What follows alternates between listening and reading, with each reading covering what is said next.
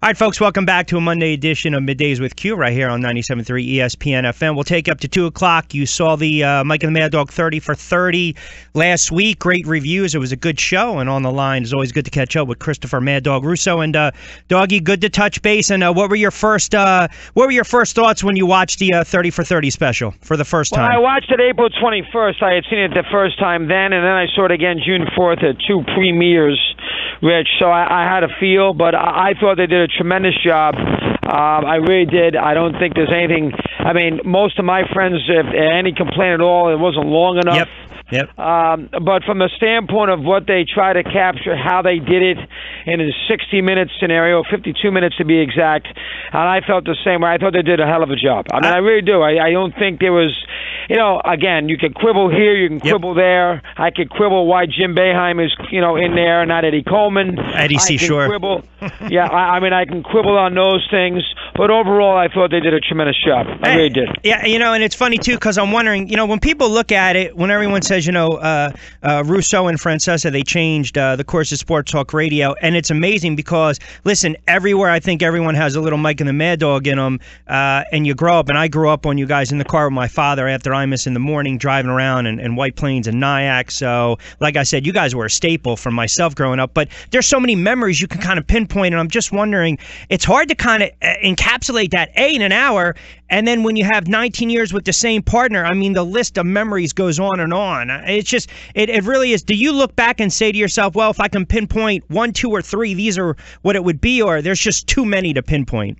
Well, I mean, there's a couple of things. I was a little surprised they didn't use Corey Lytle because we had a big issue with him. I remember that. 2 days after they lost to Detroit, and then 2 days later he has the plane crash. So I was a little surprised they didn't use that. They could have used that Dog Day afternoon, which I thought was significant when they, sent postcards in why they want to have a date with Dog, and then you went to cats. They could have used that. They could have... that's a couple right there. Maybe a little more of a pinpoint on all the games that we went to in '94 when the Rangers and the Knicks both, the Rangers won, Knicks got the game 7. They could have done that. I mean, there is a variety of things they could have touched on. But again, 52 minutes. That's a very, very short deal. It's not that long. You could have made it an hour and a half, and then you could have gotten those extra 20, 25 minutes in. You could have gone to all the World Series that we went to, all the NBA Finals that we went to.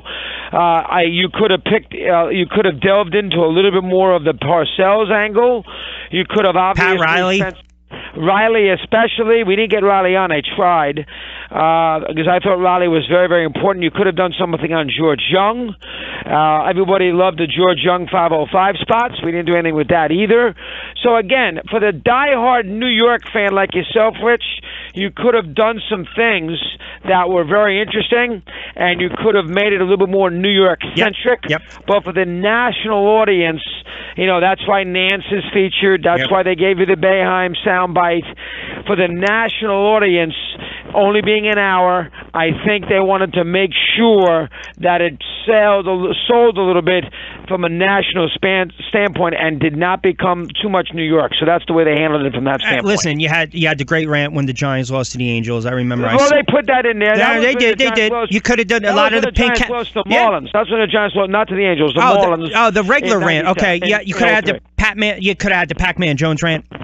You had a solo rant. The pink Cadillac days. You brought up the Corey Lytle because I remember you were interviewed afterwards and you say, listen, nobody knows what happens when you say you can't feel bad about criticizing an athlete because no one knows if someone is going to tragically die or in this case get in the helicopter accident, a day or two or a week. That's not how you talk sports. You have to have your opinion. And it's unfortunate. I think you guys, you were criticized for that, but I don't think rightfully so, to be honest, because you just talk sports and whatever happens after happens after.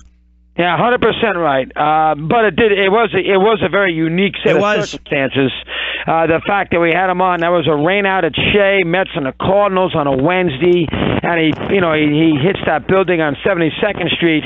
At 4 or 5 o'clock in the afternoon. We're live at Shea Stadium. So they definitely could have done that. Again, that's a 7 or 8 piece, 7 or 8 minute piece, but they would have had the sound because it was on Yes, because of the fact that that was in 2006. So they could have done that. They could have done that easy if they wanted to. But I think they would have I think they preferred doing Letterman because everyone knows who Letterman is. Right. So they preferred give you those 3 Letterman pieces of information. Again, I think they tried to make it as national as they possibly could, which then would disappoint the New York fans. Right. But, they had a very good ending to it. I thought Mike and I gave them good quotes. They got into the Imus thing. Yep. They gave you the history of the station. I mean, I really, from a standpoint of a local radio show, I think they did a hell of a job with that. I really did. All right, a couple more for you because I know we're tight on time again. Mad Dog Russo joining us, the Mike and the Mad Dog 30 for 30, and of course, Sirius XM Mad Dog Sports Radio, Mad Dog Unleashed as well. We'll get into baseball in a second, but the one thing. Everyone always talks about sports talk radio, and sometimes when you have a partner and guys stepping on each other's toes and going back and forth, but it looked like it was the perfect marriage, whether it lasted 5, 10, 15, 20 years, so be it.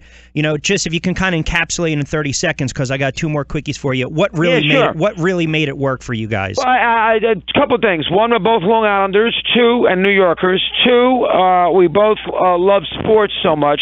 3, Mike's a lot funnier than people think. Chris is a lot more knowledgeable than people think. And I think some of the origins of our problems early is trying to prove to Mike that you can match him sports-wise is not easy. Plus, it makes you a little insecure. I'm a kid coming up out of Orlando and Jacksonville. Mike working with Musburger and, running around with CBS with big stories, i.e. Final Fours, i.e. college football, NFL Today.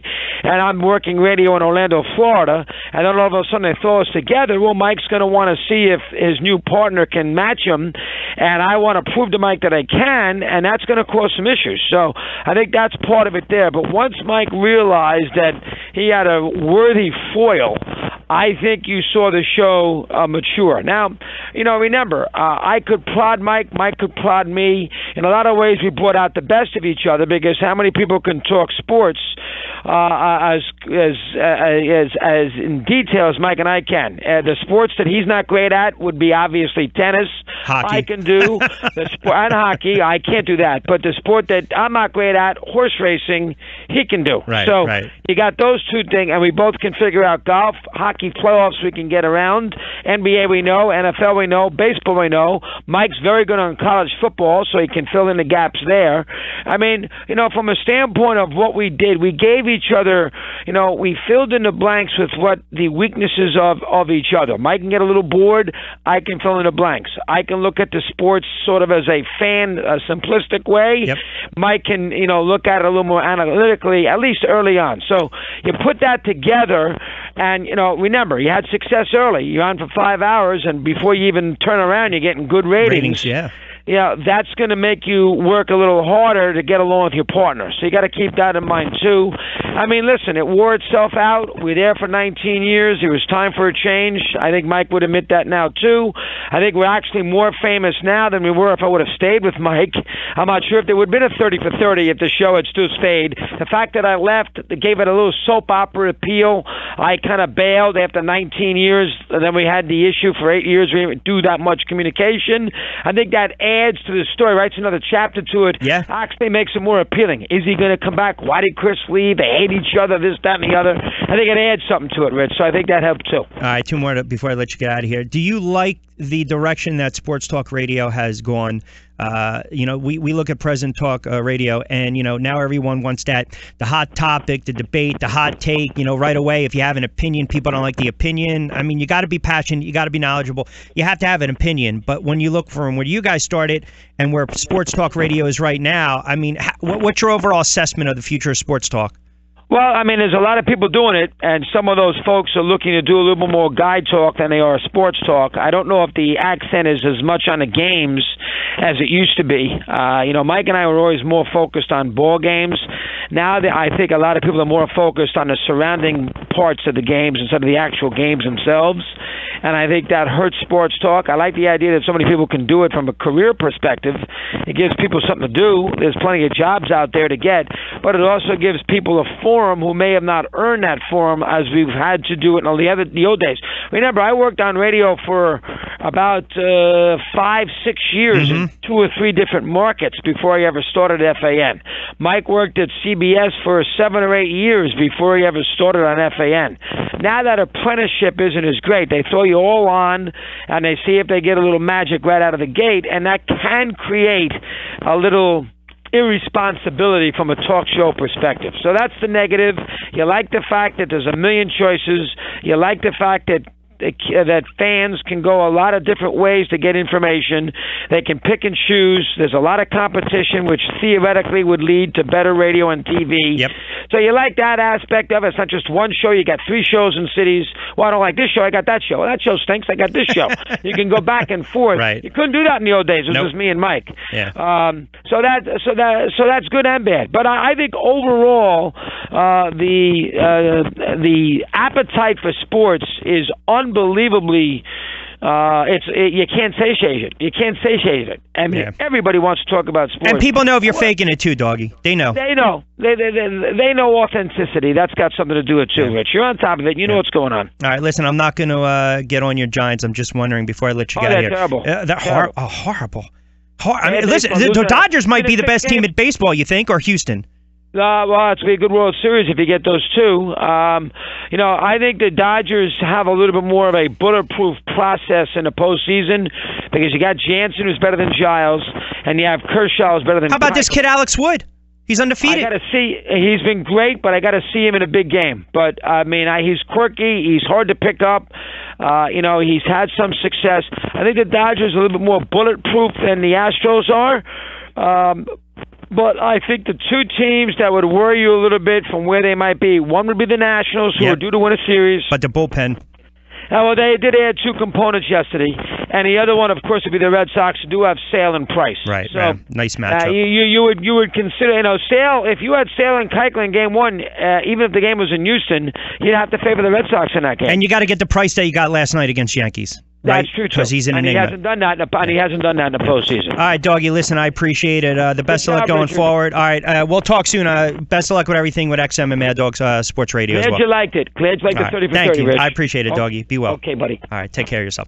All right, there you have it. Chris Mad Dog Russo for a couple minutes. Good stuff. Always good to talk a little baseball with him. He said something interesting too, right? Because everyone looks at the way sports talk radio is, right? And sometimes people. The authenticity, right? And sometimes I think people want to dumb it down a little bit. And he said sometimes it gets a little too old, the guy talk radio. You still want those opinions, you still want those passion, and you still want that that knowledgeable, the take, if you will. But his Giants are they're brutal this year. All right, quickie timeout on a Monday.